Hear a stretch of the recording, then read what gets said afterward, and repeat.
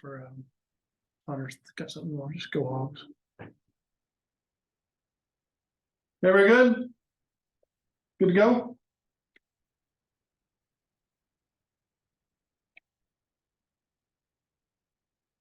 All right, well, welcome to Coach again.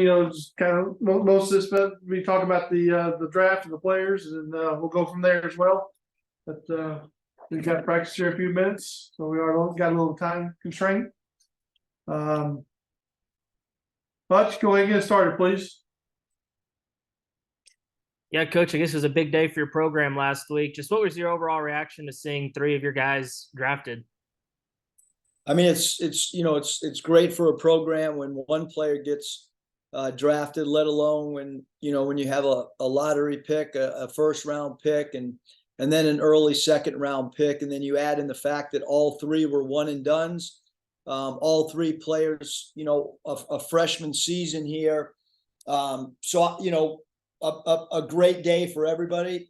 Coach Smart got the opportunity to be in Dallas with the Walshes, and then obviously, my family and a bunch of support staff people were able to be in New York and Brooklyn with Nick and Anthony. So just a phenomenal day, and then really, really happy that Ricky Council got his 2-way immediately after the draft. That showed the commitment by Philly and the excitement that the Sixers have in Ricky, and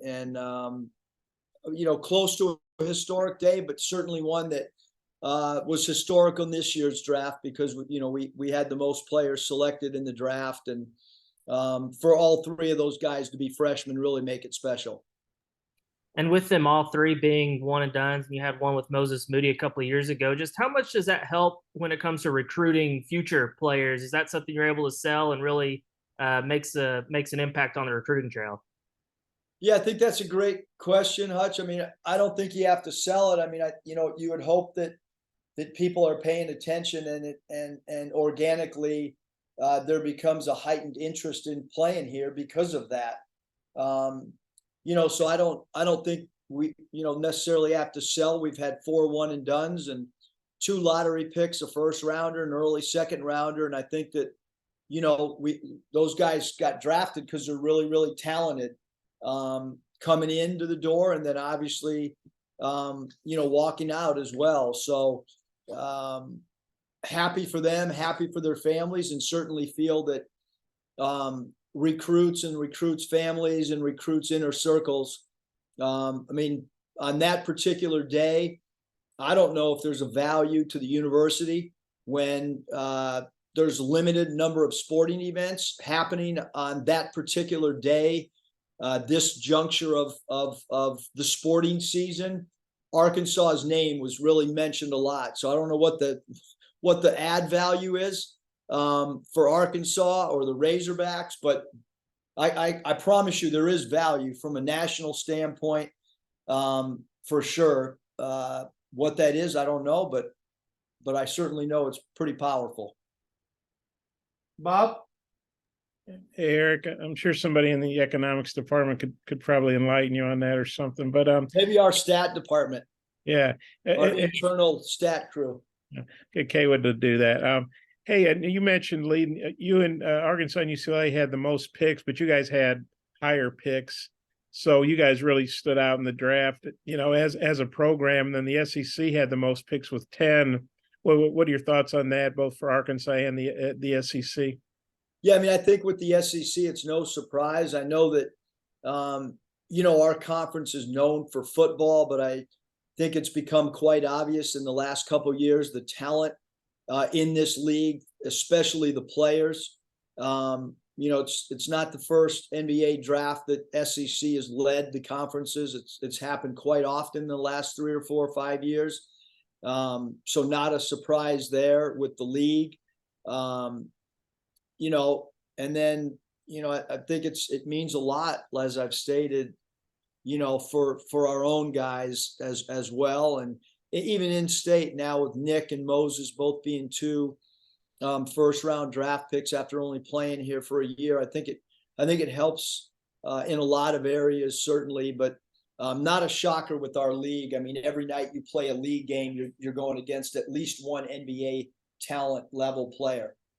It looked like, you look at guys like Keontae George and Grady. It looked like, most of the draft was guys you played conference or non-conference. But as far as the draft goes, that was your first draft to attend. What was the experience like? What was it wearing a suit? How'd you find all that to be? And are you hoping to make that a annual deal? It was really special. Sometimes when you get above 55 years old, there's not a lot of first that you experience. Really cool to just get an invite was really, really special. To be able to experience that and the way that the draft was set up, the two tables, the Black family and the Smith table, they were right next to each other, one in front of the other. So cool. I wanted, my wife to be there. Her and Michael, sat in the front row in the stands, and then eventually got brought down to the green room as they try to fill the green room up with people that bought tickets in certain areas. So by the time Nick was called, Michael and Danielle were down there with me, and words can't describe just the parties that happened after the draft and leading up to the draft, the anticipation, the nervousness of families and staff members. And so it's really cool. And yes, I do hope to be back there next year. I hope that we have another player sitting in that green room next year. And I don't have any doubt that we will. What was it like wearing a coat and tie? You hadn't done that in 4 years, I think you said. Yeah, I did. Danielle made me wear the tie. I kept showing her pictures of what Nick and Anthony were going to wear, and they didn't have a tie. And she said, "Well, you're not their age. You're not that cool. You're wearing a tie." Because I was very hopeful of getting away without the tie. But the good thing is, it still fit after 5 years of getting a custom suit. I was a little worried around the waistband if it would still fit, and so all good, have remained the same size, I guess. Well, on the schedule, got released today. SEC, you guys are playing Kentucky twice, and then I guess then Georgia twice, and then the usual suspects twice. Just what's your take on the schedule and playing Kentucky home and home second year in a row? Yeah, I think it's good. They're both programs have incredible respect for each other. Coach Calipari, someone that I think everybody in the coaching profession has incredible respect for. He's always got talented teams that have NBA draft picks on them. And then when you go play at Kentucky, there's a special feel to it without a doubt. When Kentucky plays road games, it's a big game for every home crowd wherever they travel. So I think it's good that we're playing them twice. And when the schedule came out, because we got it a couple days ago, and just kind of kept it internal with our own family, and my wife's extremely excited to go to Georgia because that's where she's from, and her sister went to school, and we have not gone there very much. But I'm not. It's different than the NBA and the G League, where it's pretty balanced. I think I've been to Alabama every year that I've been here, and I think they've only been here twice. So I know it's not a balanced schedule. So I think another first for me is getting these schedules that are they're kind of random the way they happen. Thanks. I got a couple more if time allows. Thanks. Andrew Ellis? Yeah, Coach, obviously having guys drafted really helps, with recruiting. But when you talk to guys, whether it's around the NBA or just around college basketball nationally, how much do you feel that perception around your program changing? Well, I do think that it's, changing. Obviously, I have a lot of friends on the West Coast. I think that right now, Arkansas is, really heavily talked about in the college basketball landscape. Part of it's NCAA tournament runs, part of it's guys going to the NBA, being a part of the draft. I think there's a lot of reasons. I mean, we're sold out. There's a lot of interest in the program when you look at game slots that we have from a television standpoint. I think nationally, we're in a really good spot when you talk to agents and you talk to people in our own industry. Obviously, over the last month, the phones have we've gotten a lot of calls about our own guys. When you have 4 players that are all potential draft picks, that's a lot of phone conversations and dialogue, and then other people in the NBA might want to ask about other players in your league, or as you guys have mentioned, we played so many guys that were draft picks that I'm looking forward to some downtime on my phone, the way it's been the last really 30 days. And when you look at what the 3 draft picks accomplished at Arkansas, it's not like they were putting up the gaudiest numbers or anything, but really excelled in their roles. Just moving forward, how do you think that helps sell like that buy-in factor to your incoming players of, hey, you don't need to come in and score 25 a game. You can just excel in your role and the success you can have. Yeah, I mean, I think that, as you talk to your own current team, and I mean, the NBA people they're really smart. I mean, they're really smart. They evaluate a whole bunch of different things, and if you play the right way, if you play to win, and if you're in a winning program, and obviously anybody that plays at Arkansas is going to, I don't think anybody's worried about any of the Razorback players that go to the next level. They're not worried about, can they play in front of 20,000 people? Well, they've been doing that. The crowds that we generate when we go on the road now are much different than they were 4 years ago. We draw a lot of people when we go on the road. So, our players are used to playing in front of big crowds. They're used to playing in high pressured games like they have in the NCAA. And I think that that's a lot of the evaluation process that NBA teams are using. So it's not just about numbers. It's about a whole bunch of things factored into one decision-making process. Kent? Yeah, Coach, 2 of the critiques that we heard from different scouts and analysts revolved around the 3-point shooting of the players, and also they wanted to see them play with more spacing. Can you kind of speak on those points, and do you internalize that and have it factor into preparation for next year? Well, like I said, we had more players drafted than anybody, so I don't want to get too far away from what we've done. I'm not sure where that critique or criticism is coming from. It's not coming from any of the general managers that I talked to that selected any of our guys. I certainly feel like we have not been a great 3-point shooting team, but we have been a great loose ball getting team, and we've been a great defensive team. It's really hard to statistically put up numbers on both sides of the ball. There's very few teams in college basketball that are great defensive teams and great offensive teams. And then our offensive spacing, we had no idea that we were going to have a significant injury. In my opinion, Brazil was the best stretch forward that there was in basketball. We didn't have any spacing issues in Hawaii when we were healthy, and we still didn't have Nick there. So, any spacing issues, when you have 2 significant scorers that are out for a significant amount of time, I think it would affect anybody, just like if an NBA team loses a shooting stretch forward to a ACL injury, there's probably going to be some spacing issues, even on an NBA team. So, again, I think that the style of play is no zone defense. The style of play is playing with great pace.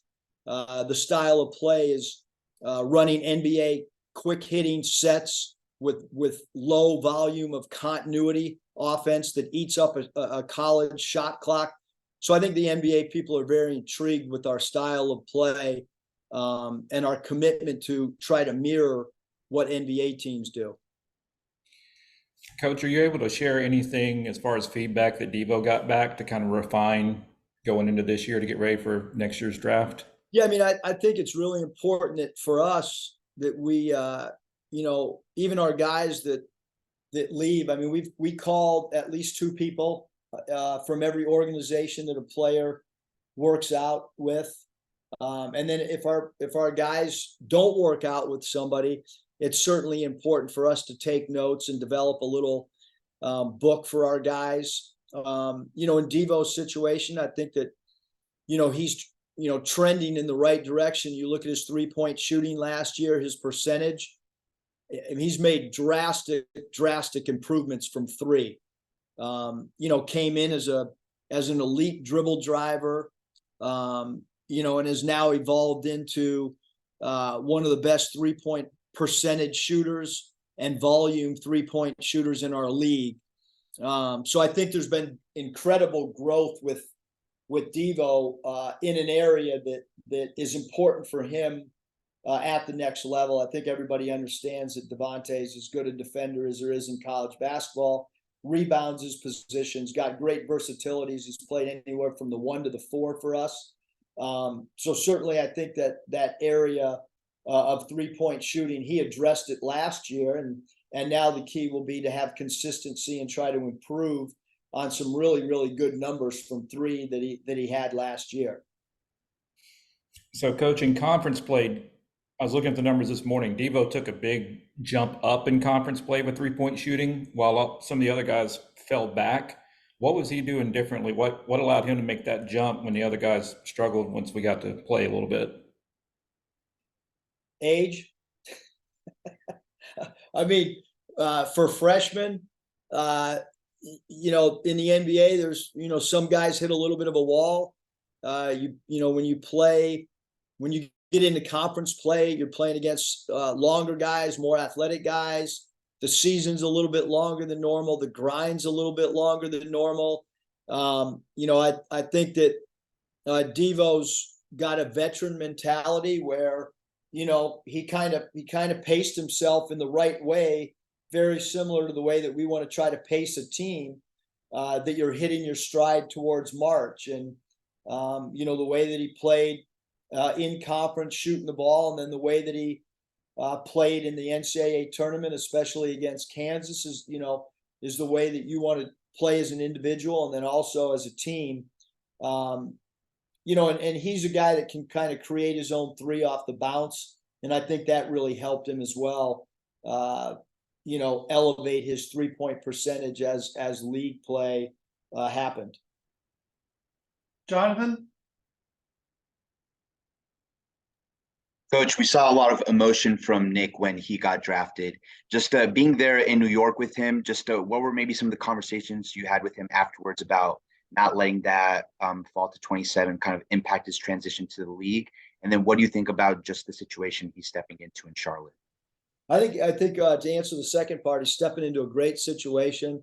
Mitch Kupchak and I had a couple different conversations, and we've texted since the draft has happened. Buzz Peterson, who's an executive, we talked actually probably not long after they picked him on draft night. We talked on the phone.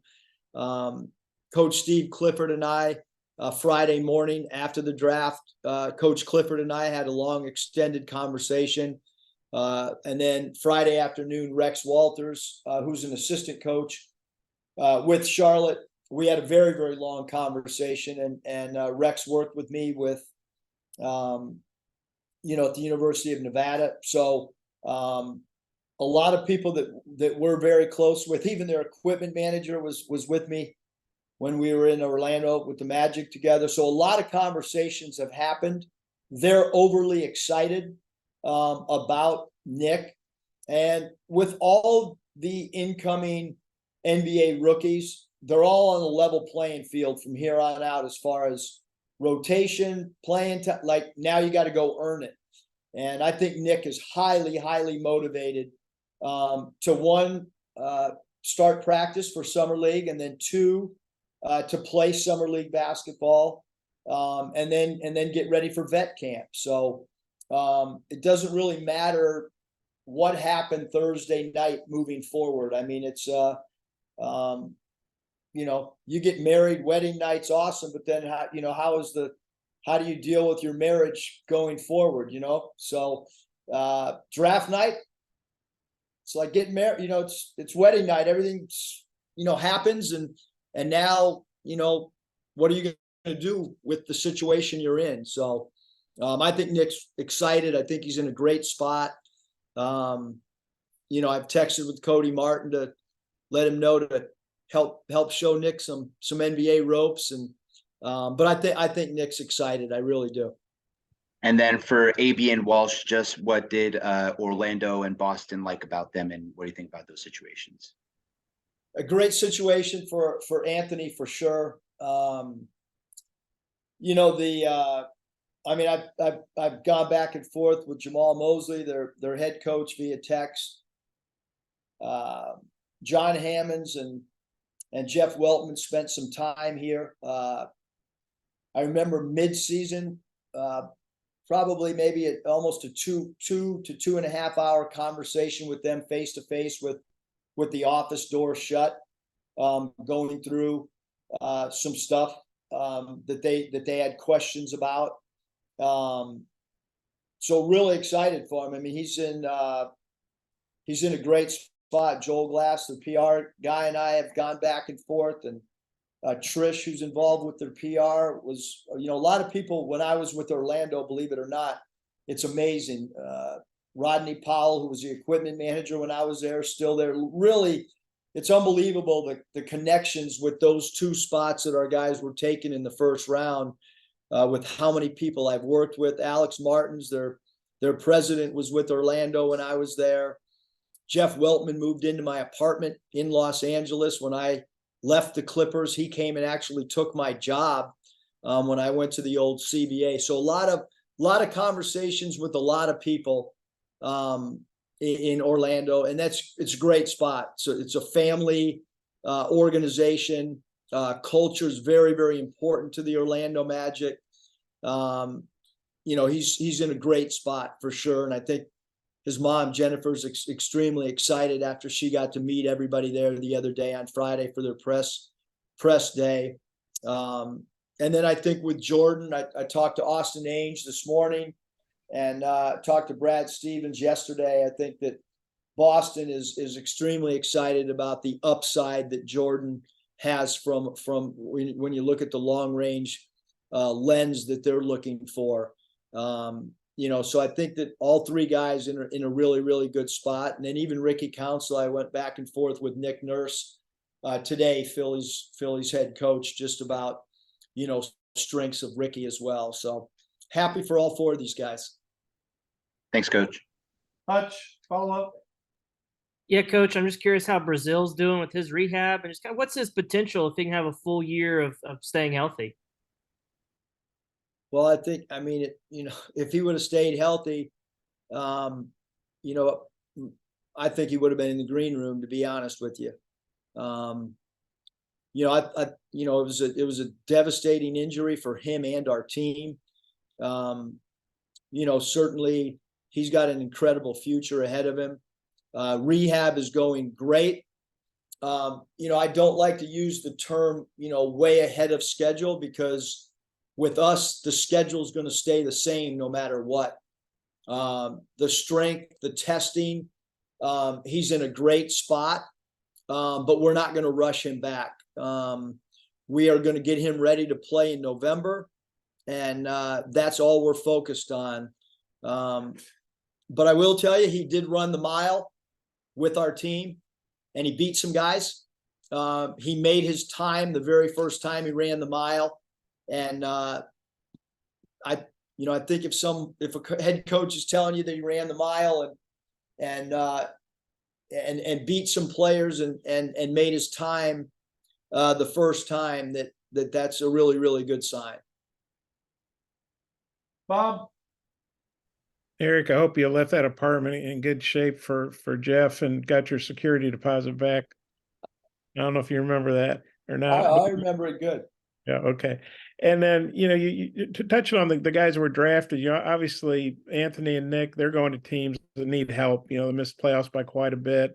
Whereas, Jordan and Ricky are going to playoff contenders, championship contenders. Kind of how do you see their impact being, Anthony and Nick with teams that need more help, and then maybe the other guys going to teams that are already pretty set, but maybe need some guys to fill roles for them. Yeah, I think with Ricky and Jordan, I mean, they're going to spend some time in the G League. I mean, that's the nature of one, where Jordan was drafted, and two, where Boston's organization is, and then hopefully he'll get a lot of time as well with the parent Celtic team, and to be able to be around their veterans and learn. And but certainly when you go to a playoff team, your role that you're going to get is a little bit different than maybe a role of a non-playoff team. I think we've seen that with Moses Moody, that you go to a team that plays at a high level, like Golden State, like Boston will again this upcoming season, like Philadelphia will with Ricky. You're gonna probably end up spending time both with the parent team and the minor league team. And then when you get minutes down there, you got to have a great approach mentally to try to go down there and get better. And then when you're back with the main team, you gotta blend in the locker room, and when your number's called upon, just as Moses Moody's done an incredible job, when your number's called upon, go out there and produce. And then I think with Nick and Anthony, I mean, all these guys will get a great opportunity in summer league. That's your very first step out of the gate. But I think that where those guys are picked, they're going to get an opportunity to play. Their teams need them to go out and produce, and I think both players will approach it with great maturity and understand that rookie year is not easy on any player, regardless of where you're drafted. And you just got to get better every day, and there's going to be a lot of learning lessons for all four guys for sure this first season. The team you're practicing with right now, or doing workouts with, or whatever you want to call it. I don't know if you can comment on loss, the transfer from Memphis. If you can, great. If you can't, if it's not official, I understand. But I just wondering how are workouts going? And you've obviously got a lot of new guys, but you got a lot of older guys too. Yeah, I can tell you, conditioning wise, best team I've had in 8 years of coaching college basketball. Now, again, I mean, not that the mile time, we do the mile times for a reason. It's one, to find out where we are conditioning. It's a mental toughness test as well. Everybody passed within the first or second run.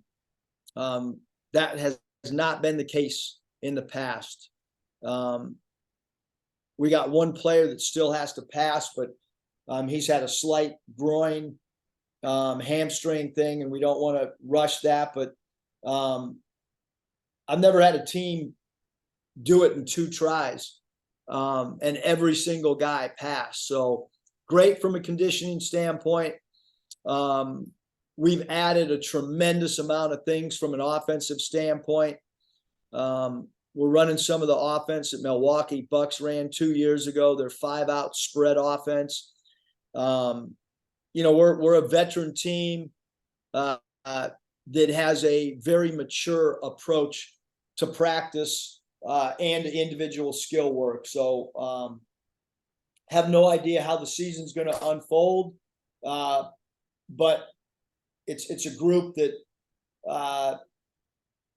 that's very mature and really comes in with a mindset to try to get better. So we've had great practices, we really have, and they've had great skill works as well. Can you reveal what mile time that Trevin ran? I don't have it in front of me, but like I said, I mean, I'll tweet it out at some point, Bob. I'm just waiting on one other guy. I don't have any paperwork in front of me on what he ran it in. Okay. Can you tell us who the guy is that has the groin issue that hadn't made it yet, or is that a state secret? It's not a big secret, but there's no use. I'm going to let him pass his mile, and then we'll get all those mile times out. Okay, so sounds good. Thanks. All right, Coach. Thanks. Appreciate your time. Hey, season ticket renewal deadline Friday, June 30th. Sell out Bud. Let's go.